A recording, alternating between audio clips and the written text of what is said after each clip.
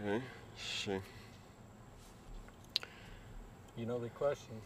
Started off the same. Yeah.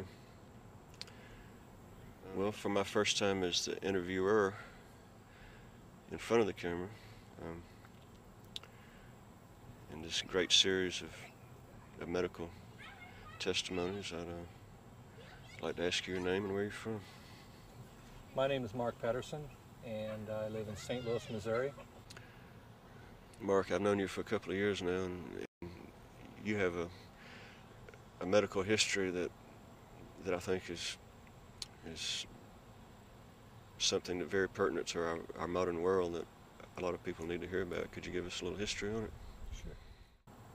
Back in the early 90s, I was exposed to heavy metals, lead, cadmium, and arsenic, to name three. I grew up and I lived in a small community,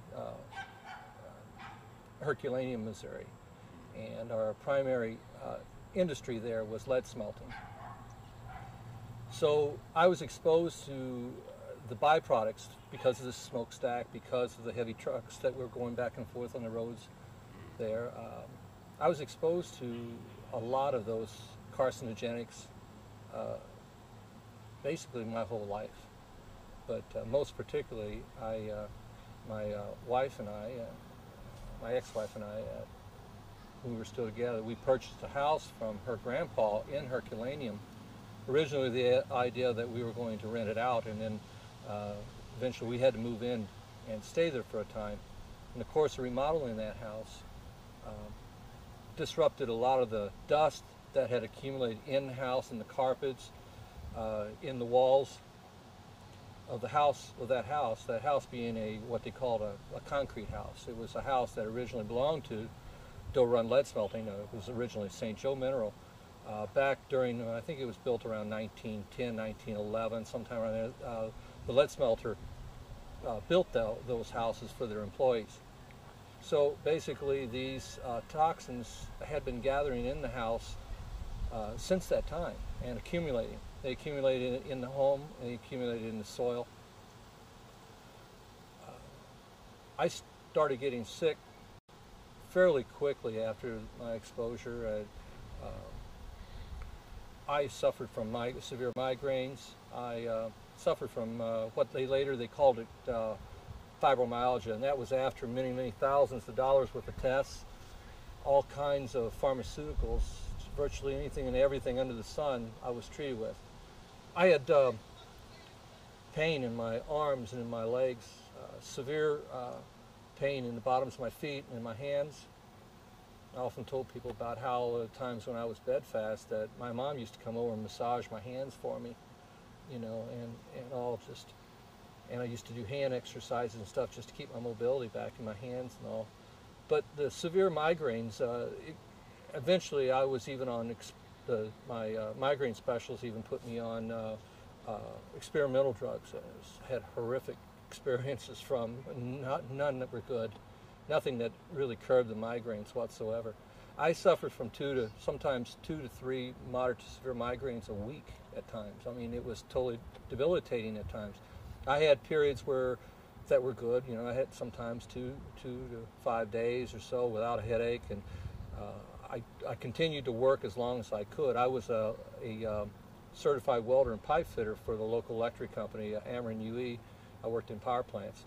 So in the early 90s, I was working 80-plus hours a week between my job with Union Electric and working in power plants and working as a computer consultant in my own little business I had.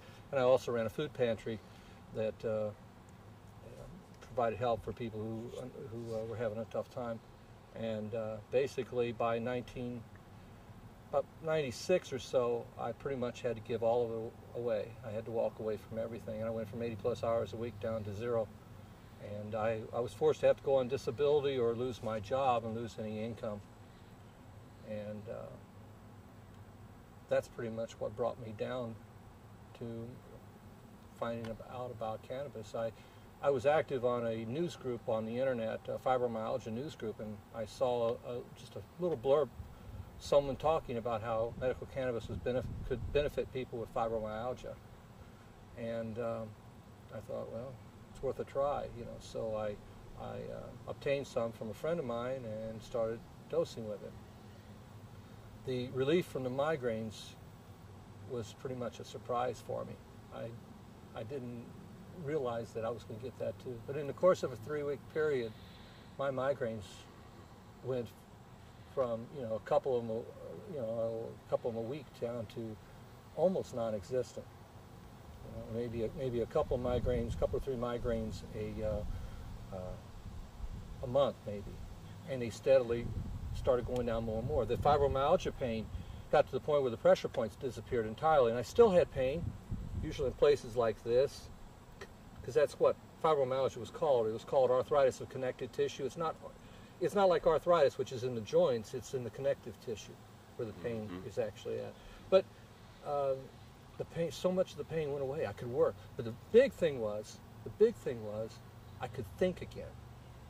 I lost so much of my short and long-term memory during the time when I was having those severe migraines. It was like many seizures. And every time I'd have one, I was left in a stupor. Well, after being on cannabis for a while, those memories started coming back. And some of them took years to come back. I've been a medical cannabis patient now for over 10 years. It was amazing. It was astounding to be able to think again, to be able to hold a conversation again.